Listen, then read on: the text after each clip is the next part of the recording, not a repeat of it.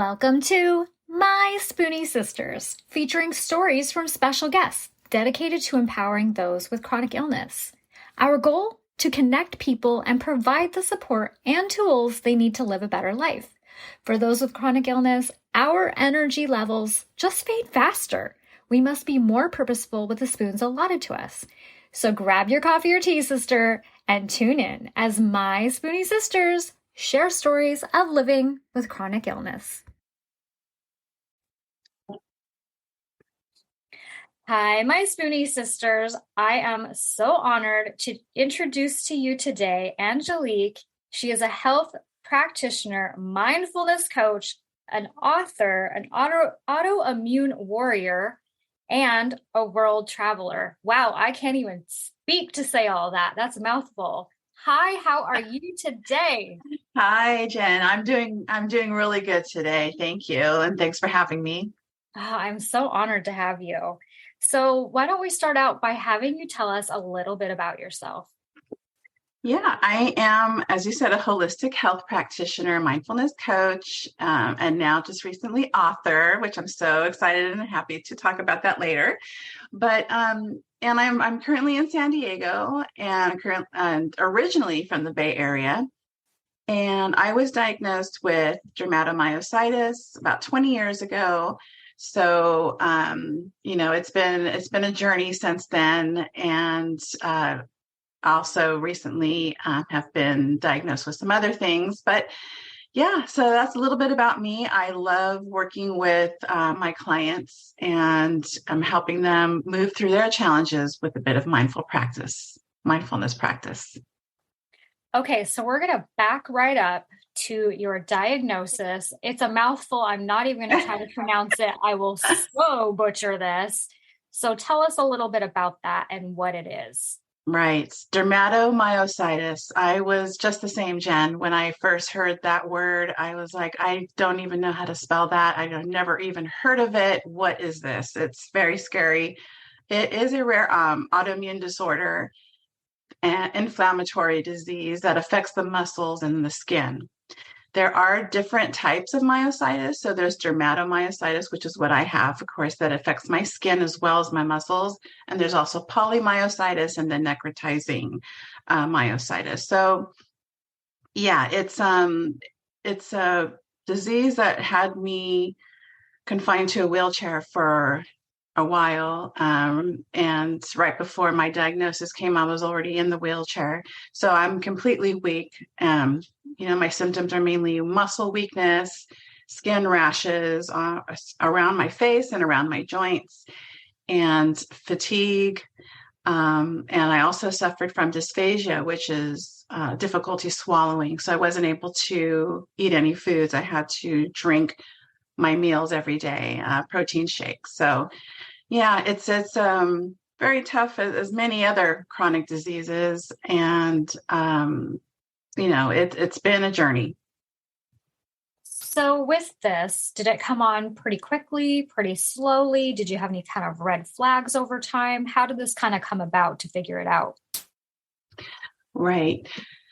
There was some trauma a year or so prior, just over a year prior to my symptoms when they started. And so I truly believe that this trauma and the shock of what had occurred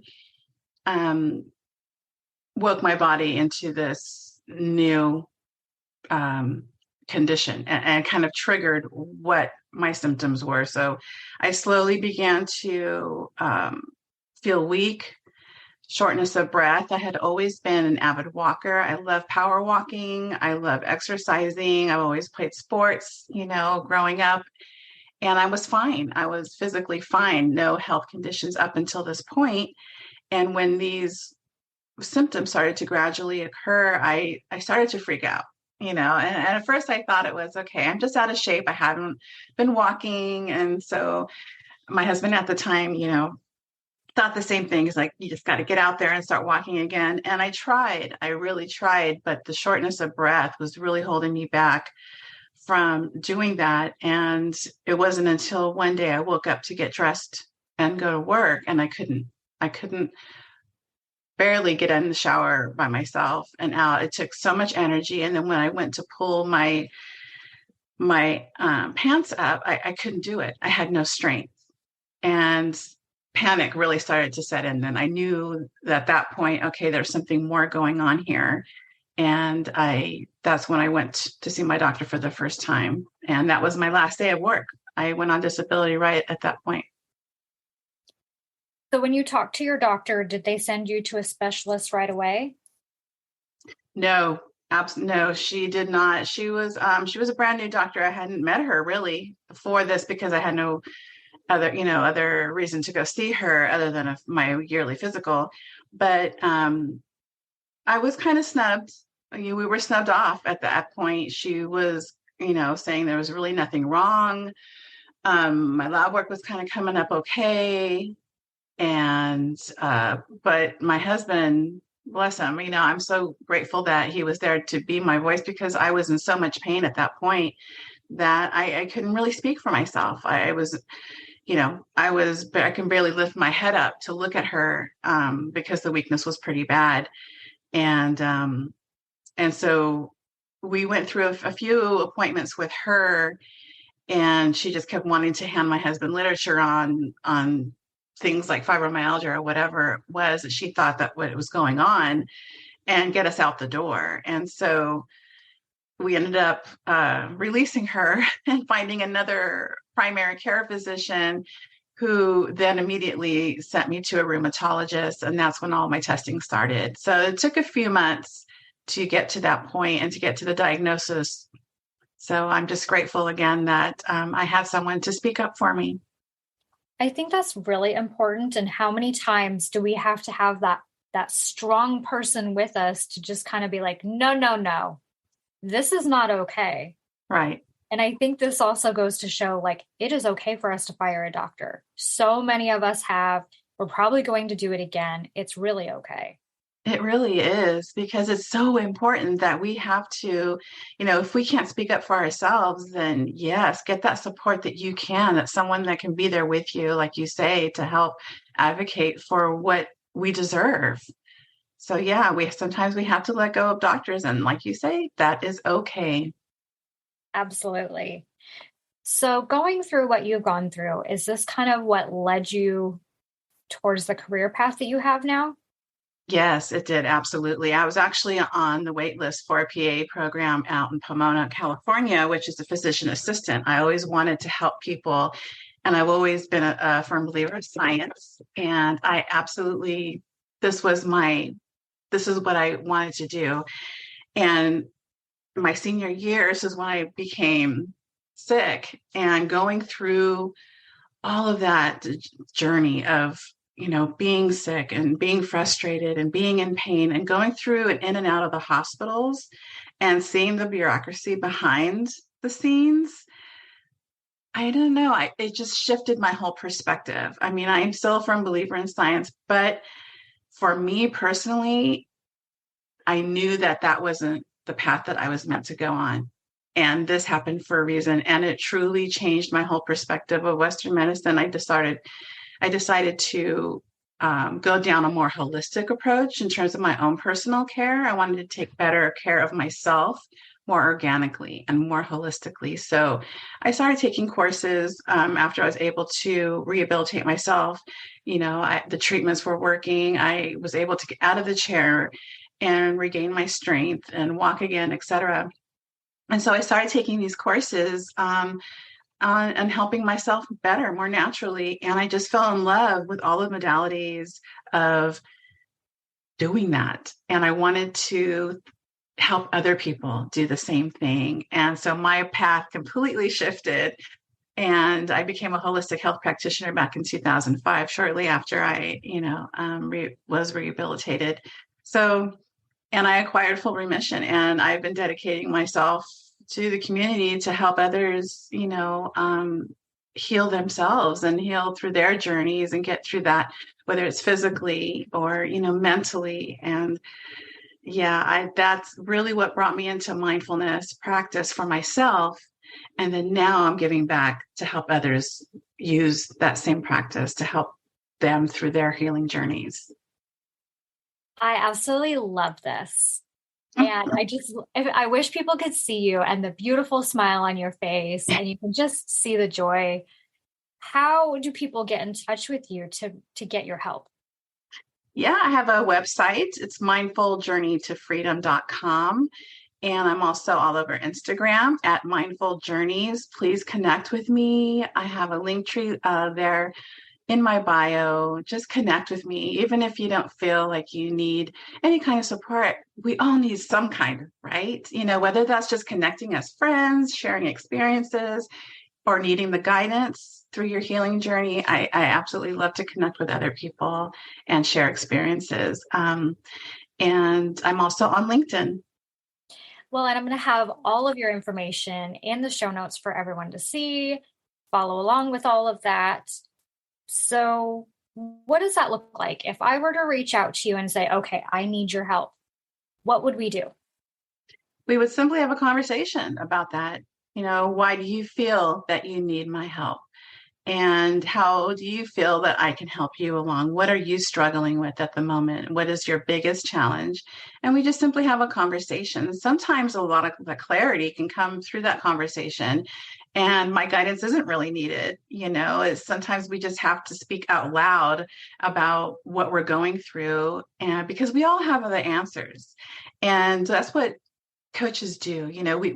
We bring those answers out that you already know that are there. It's just finding the courage, finding the strength, finding that connection with ourselves to trust our instincts and our intuition, and simply having that conversation and finding that clarity around what you feel that you need.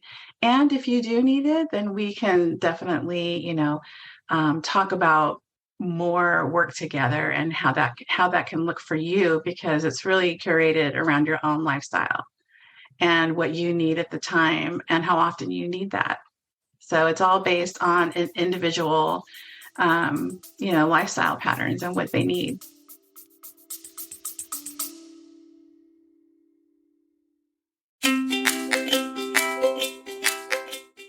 Calling all spoonies. As a host of a chronic illness podcast, nothing lights up my day more than hearing from you, our incredible listeners.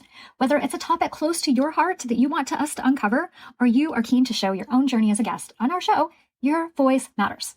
Living with chronic illness can often feel isolating, but through the power of podcasting, we can come together as a community to uplift, educate, and inspire one another. Your stories, insights, and questions drive the conversations we have and the topics we explore. So if there's something on your mind, a story that you are just itching to share, or a guest you'd love to hear from, don't hesitate to reach out. Your voice is not only welcomed here, but celebrated. Let's continue to amplify the voices of those living with chronic illnesses and create a space where everyone feels heard, supported, and empowered. Together, we are stronger.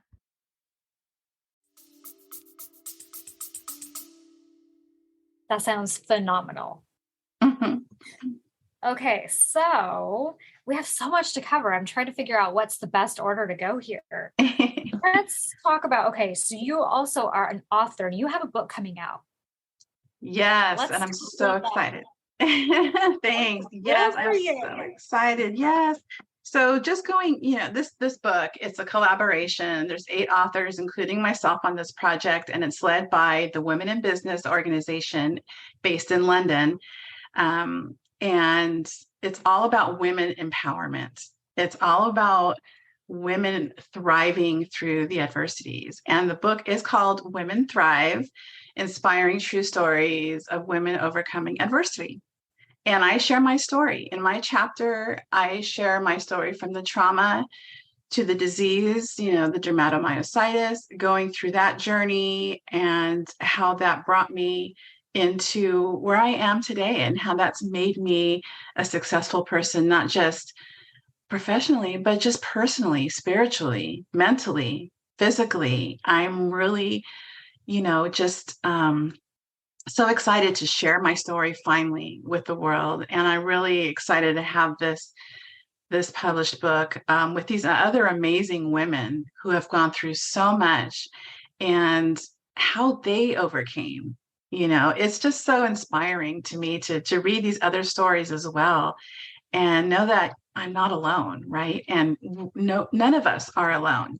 And so this book is really meant for that. It's really meant for women and men, of course, and to inspire and empower other people to tell their stories, share their experiences, and find the hope that we all need to just continue thriving through our challenges, whatever that is. So how did you meet these women? How did this kind of come into to be in existence? When I launched my company in 2015 out of London, I was living in England at the time, and I met the founder, Ramonda Jan, and she's just been a true inspiration to me. She helps and supports women entrepreneurs. I fell into her network to meet other women, starting their own businesses, online businesses, shops, products, all these different things. And it's just an amazing community. And this is something that she's been wanting to do for a long time. And I found that it's just, something that I wanted to be a part of.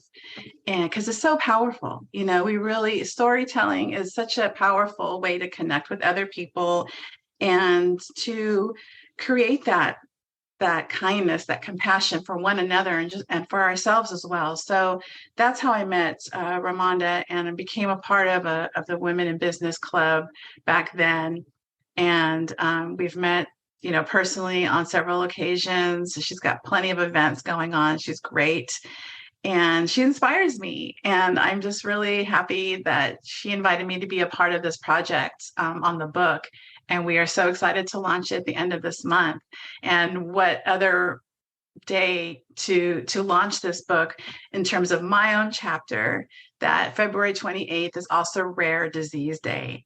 And so it's like divine timing that my story, I get to share my story on this particular beautiful day. I think that's amazing, and I cannot wait. I'm sure that, like me, listeners are going to want to make sure they get a copy. How do they go about that? Is there a wait list? What do we do? Yes, there will be a wait list. I am in the middle of creating that at the moment. But you can always connect with me through any of the portals that I'm on, the Instagram, LinkedIn, and say, hey, I'm interested in getting this book. And I'll put you on the wait list until I get that link out there so that you can get it when it comes out. The Kindle version does come out the 28th, and then the paperback will be out the very next day on March 1st. Oh, I'm so excited. I can't wait. Me too. So your episode is actually supposed to come out in March, but I think what we're going to do is make this a bonus episode, and we are going to surprise everyone. So when they hear this won't be a surprise anymore. Well, anyway, what's going to happen is between you and I, we are going to put this out on February 28th. Yes. Awesome. Yes. Thank you so much. I think it needs to get out there, and I can't even talk. What better of a day to do that? That's awesome. Thank you so much, Jen. And thank you. I just want to say, really quick, thank you for everything that you do. I mean, you are also an inspiration to me, and what you do with the Spoonie Sisters is just amazing. And I have so much fun with you. And I know that it's a tough community because we're all challenged, with things, but it's fun to share our stories and connect and support each other. So thank you. Thank you.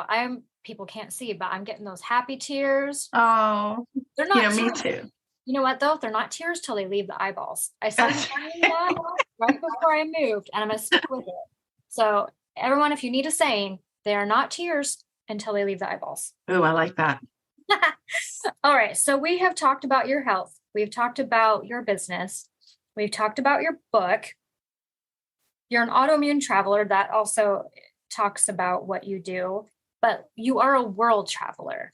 So let's talk about that a little bit. Ooh. What exciting travels have you had? Oh gosh, I have been on I love talking about travel because my husband and I, we just dive in. This is our way of just connecting not only to ourselves, but to the world. And we get to experience all these different cultures. We built a home in Ghana. So we have a home in Accra. This is the capital city there in Ghana. We also have our home in London, but we've traveled all over Europe. We've gone down to South Africa for the World Cup, which was an amazing experience. We were there for a full month. And what Oh gosh. I mean, there's so many stories in that one experience. It's just amazing. We've gone down to we go down to Jamaica, we go down to Spain, Portugal. It's just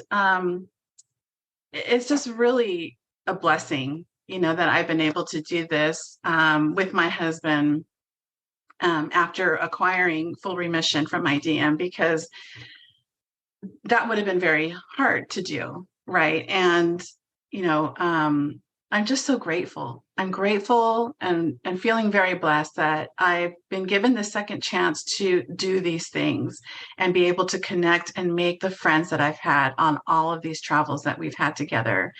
And it's just, and we continue to, we go down to Mexico and spend a month down in, Todos Santos and La Paz and down in Baja. We love just chilling out in new places and just immersing ourselves in, new cultures and connect with the people there. It's just, I'm just so filled with gratitude right now that I'm able to do this. And although I still suffer and I'm still battling through, not just my dermatomyositis, but I'm also with rheumatoid arthritis and Sjogren's syndrome. I'm grateful that I'm functional. I'm grateful each day that I am able to get out of bed now by myself, because it could have been worse. I've been there before. And so the traveling part is just a bonus and a blessing. So I'm thanks for bringing this part of me up, because travel is such a huge part of myself, my own life, and my life with my husband. So I'm going to ask you two questions. The first Okay. one's probably easy. The second one, this one's gonna be hard. First one, so do you speak multiple languages? I do not. I speak a little Spanish. I can understand it, but I'm still learning. Yes. Okay. My husband does. How many languages does he speak? 3. Wow. I'm jealous. Me too. I can barely speak English. Well, my husband's British and he tells me I need to learn English too. The Queen's English. I bet he has the most amazing accent, doesn't he? Oh, he does. It's brilliant. I love it. I love accents. Oh, okay. So here's the hard question. What is your favorite location that you've been? Oh, I know that's going to be a hard one for you. that is, because we have been to so many beautiful spots, but the one that just popped into my mind, and I absolutely adore this place, is Lake Como in Italy. That is definitely my happy place. I absolutely love Lake Como. It's just so quaint. It's beautiful. It's chilled. The food, the people, of course, the peacefulness of the lake. We just sit around and enjoy the food and enjoy the people and just be happy. There's nothing else to do other than that in Lake Como. I just absolutely love it. Oh, that sounds amazing. I think It is. going to be on my to-do list. How do you do when you travel? Do you go through any kinds of flares or pain? Does it mess with you at all? Not over the last 20 years. I've been doing pretty good up until recently. And now I do struggle with some leg pains, joint pain, but I have, the things that guide me through that. I have my compression socks, my compression gloves. I carry my e-stem machine with me if I need that.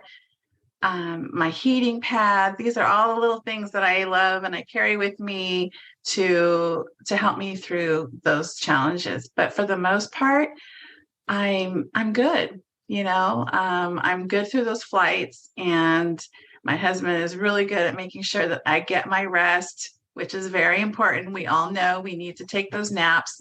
So yeah, I'm doing okay. Well, I think you kind of partially unintentionally answered this next question a little bit, but I'm going to ask it anyway. What are your top 5 things in your spoonie toolkit? Oh, yes. So yes, my compression gloves, my compression socks. I love my TENS units, my heating pad. I absolutely, oh my gosh, that's like my favorite. I love my heating pad, my heating blanket. Let's see what else. Um, my gratitude journal, that really keeps me mentally on board, above it, right? And if your listeners do the same, I'm sure they can attest that all of these things are very helpful. And gratitude is another powerful tool that we can all use to keep us above that water, right? And just keep us mindfully connected to the blessings that we still have in our lives and the things that we are still able to do and the movements that we're still able to make. And so my mindfulness practice, I have to say, is the most powerful tool that I have within to keep me going and keep thriving. Do you have a defining warrior moment that sticks out for you? Ooh, warrior moment, meaning that getting through. Yeah, it could be anything that makes you feel empowered or you did it. Mm, yeah, I think it was the moment that I said goodbye to that wheelchair. That was it for me. And I'm going to try and say this without crying because it was a very opening realization, awareness that, wow, I get the second chance at walking again. I get the second chance at being me, the me that I knew before being, getting into that wheelchair and all of those fears, all the uncertainty that was there before, all the depression. Is this going to be my life in this chair? And I was able to get out and say goodbye. And that was a real powerful moment for me because I swore to myself that I would do everything that I could to not get back there. And so far, so good. I've dedicated myself to this new life, this new intentional life that has given me the power to thrive and help others get through their moments. And so they can reach their powerful warrior moment as well. And you're doing it every Mm, day. You're waking up and you're fighting and you're helping others. And what yeah. more of a beautiful thing can you do to give back and support others? What advice would you give to other people experiencing similar things to you? I would say, patience is one, try and hold and strengthen your patience with yourself and with others because it's very hard when you're sitting in pain and you're not feeling well, to get frustrated and give up on yourself, on what you truly want to have for yourself, which is more power, more strength, more courage, more happiness, more joy, more peace.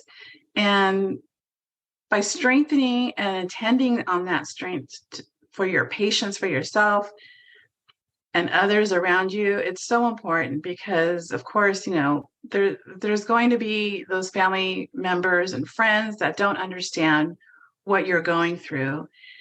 And when you can hold patience for them, then that can really help you through your healing journey because not everyone's going to get it. Not everyone will be able to understand. And so acceptance as well, accepting what is and accepting the fact that they're still there for you, but they have to support you in a different way. They're not able to do what you feel that you really need to do. There's other people out there for that. And that leads me to another tip is to find that support. Find the support, find your network of people who do understand, who do get you and can help you through getting through these challenges because you're not alone. You are never, never alone. And so I encourage you to do all of these things, strengthen your patience, find your acceptance, and find the people who truly support you genuinely and lift you up. I don't know if I could say it any better.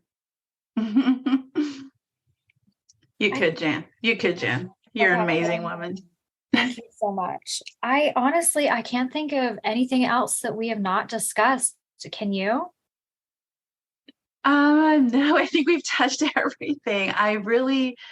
I'm just so grateful for platforms like this. And again, I have to just give you a little bit more praise on this, Jen, because this is so important for all of us and all of these people and all these women out there and brothers, listening in on this podcast and how it's impacted so many of us and how we can continue, again, connecting through these kinds of platforms and just sharing our experiences to keep our power moving through us, right? And keeping us going and keeping us being able to thrive. And so I'm just so excited and moved by these kinds of opportunities. So I'm just grateful for having you there for us. And I know all of your listeners just absolutely adore you.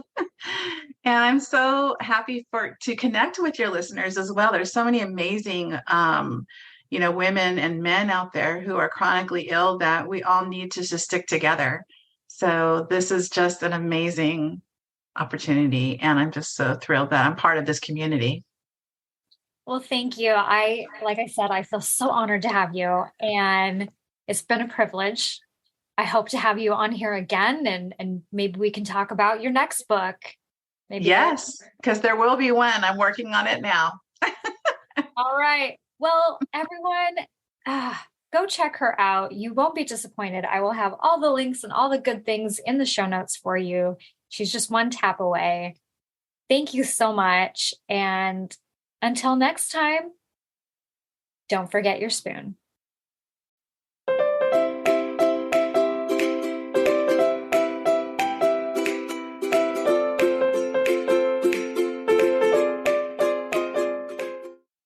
The information, opinions, and recommendations presented in this podcast are for general information only. Consult your own physician for any medical issues that you may be having. The information should not be taken as a replacement for medical, clinical, professional advice, diagnoses, or medical intervention. My Spoonie sisters and guests will not be held liable for any of the consequences of such action or inaction. Trigger warning. Some episodes may cover sensitive topics including, but not limited to, suicide, abuse, mental illness, and chronic disease.